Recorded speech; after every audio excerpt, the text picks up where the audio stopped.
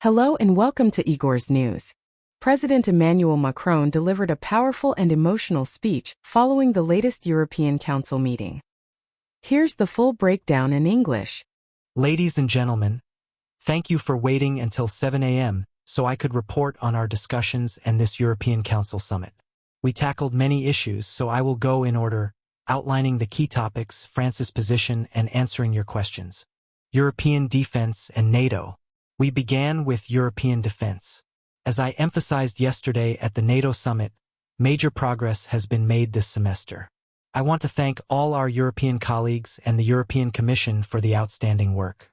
This Council marks a solidification of NATO's European pillar, with better coordination within the EU to implement this unprecedented effort. 7 years ago, talking about a European pillar of NATO was almost taboo.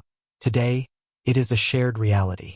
Increased defense spending will allow for joint European acquisitions, strengthening the European defense industry.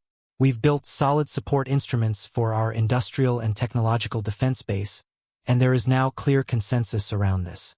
EU funding tools for defense.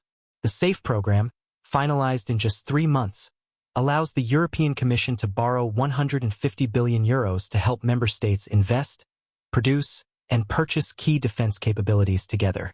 France will participate, while respecting its budget path, and will propose programs focused on early warning systems, ammunition, solar defense, space, satellite constellations, logistics, vehicles like artillery and transport aircraft. Alongside SAFE, the EDIP program is strengthening defense research and innovation. We hope to conclude quickly with the European Parliament to solidify this European preference. This discussion showed a strong convergence of vision among Europeans and reinforced the desire to strengthen NATO's European pillar. Middle East and Israel-Palestine. We then addressed the Middle East. Despite differing sensitivities among the 27 member states, we reached a balanced and ambitious language. We reaffirmed our commitment to Israel's security, clearly stated since October 7, 2023. However, we now call for an immediate ceasefire in Gaza, the resumption of humanitarian aid. The humanitarian situation is catastrophic, the worst in the region, and demands urgent action. We also discussed political efforts toward a two-state solution, including recognition of Palestine, which several EU member states support. Lebanon, Syria, and Iran. We support Lebanon's full sovereignty and a strengthened mandate for UNIFIL. The EU clearly agreed that Israel alone cannot guarantee security in southern Lebanon through unilateral strikes. On Syria, we reached a unified approach for regional security. On Iran, all 27 agree. Iran must not acquire nuclear weapons. We support the recent ceasefire and urge Iran to stop all nuclear proliferation activities and allow the IAEA to do its job. We also insist on monitoring Iran's missile and nuclear programs. EU-Israel Agreement and Human Rights. We discussed the EU-Israel Association Agreement. The Council's conclusions are clear. There are indications that Israel may be violating human rights under Article 2 of the agreement. In July, EU foreign ministers will review and assess these findings, including actions in Gaza and West Bank settler violence. Ukraine support and sanctions on Russia. President Zelensky joined us and confirmed the situation and Ukraine's needs. We reaffirmed strong financial and military support for Ukraine, aiming for a lasting peace.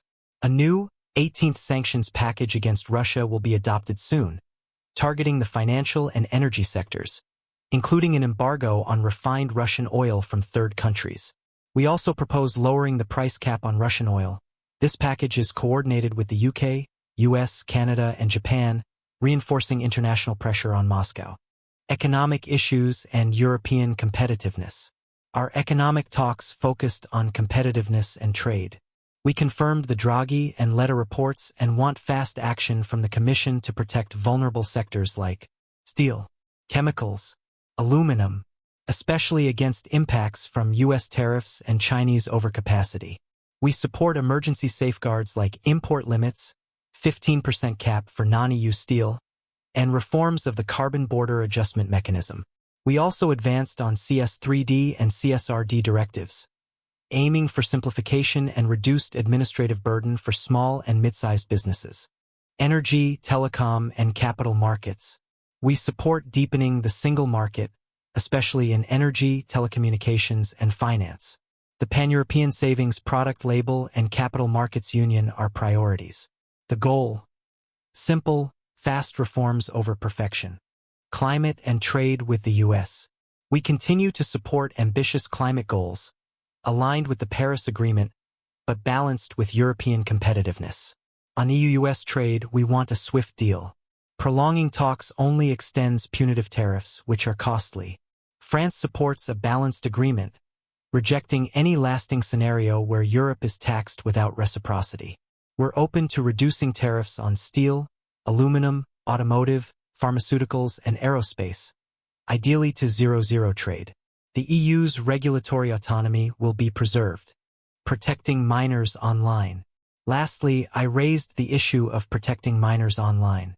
France is pushing for age verification on social media platforms, based on new scientific reports. Several EU countries support this.